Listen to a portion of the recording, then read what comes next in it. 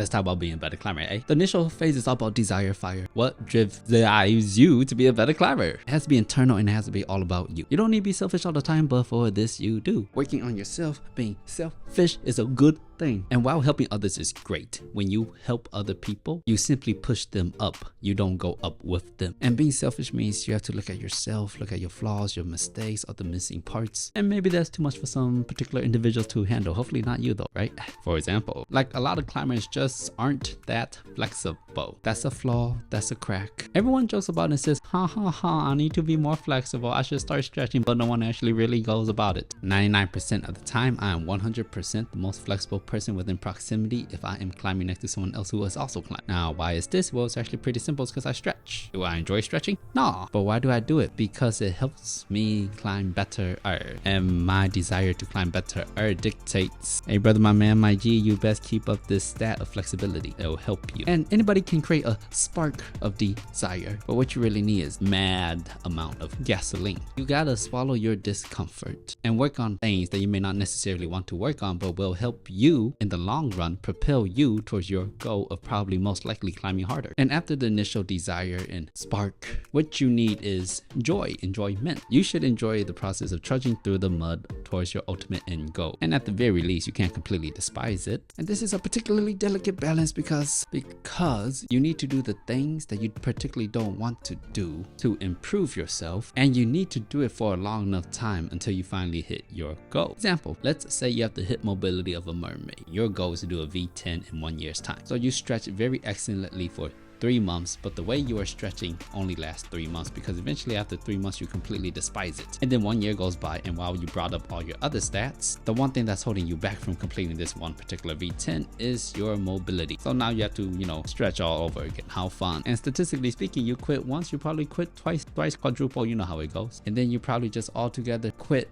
stretching and then find a different V10 boulder problem, and then you just say, well, stretching's not for me, and you'll become that guy who completely avoids boulder problems that require mobility and flexibility. And at the end of the day, it's just because you just didn't stretch. Bummer. So you got to micro train the things that will give you benefit in the long run, while you macro train the things that you enjoy doing, which will most likely also give you benefits in the long run. Trying to cover all our bases here. Though don't be dumb and let stagnation be the equivalent of improvement. Say you stretch every single day, and even though you don't like doing it that much, you're very proud of the fact that you do it every single day. Congratulations. But if you're not improving your flexibility over time, even though you stretch every single day, you're wasting time. Now, obviously, with the particular example of flexibility, there will come a time where you basically max it out to the point of, I don't need to be more flexible, and at that point in time, you are free to maintain it leisurely. But if you're maintaining a rather low level of flexibility throughout the months, I hate to break it to you, no I don't, but that's called no progress. And last I checked, you want progress, right? And now this might run us into the problem, oh, I don't want to put forth any more effort into this activity that I do not very much not like, do not enjoy. And this might cause you to stop altogether, avoid problems with flexibility altogether. And I'm not here to tell you how to climb and live your life. You do you, boo. But I think we should consider how to make stretching more fun or less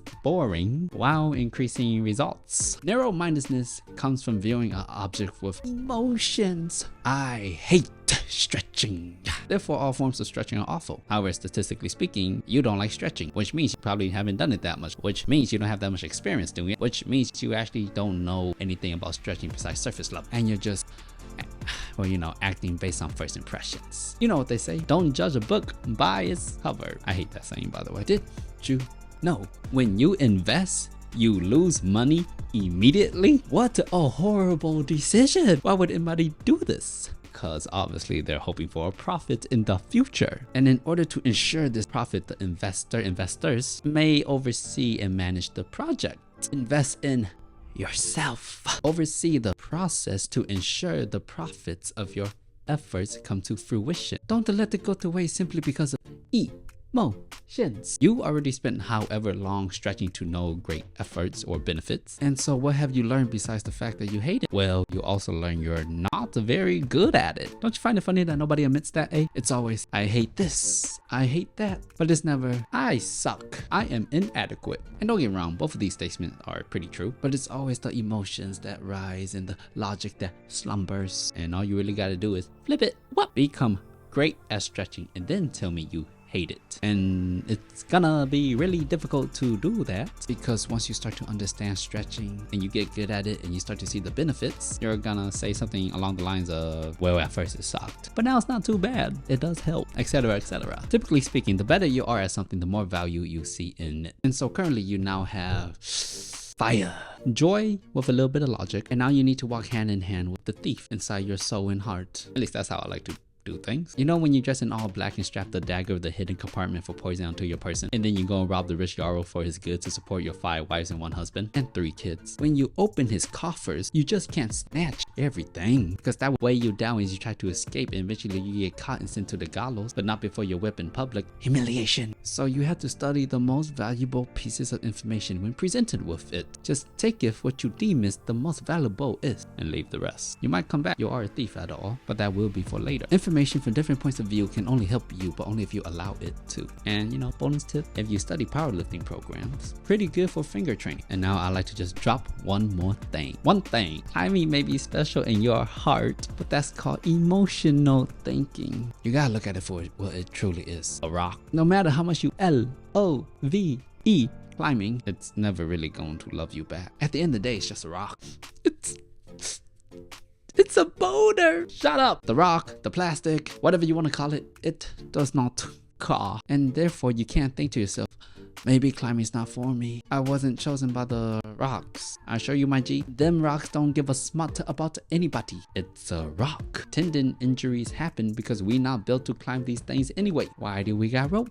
Why do we got crash pads? Because if we fall once, we dead. Climbing is a man-made activity. It's not like procreation where it's necessary for living. So what I'm basically getting at here is, don't look at climbing through rose-colored glasses.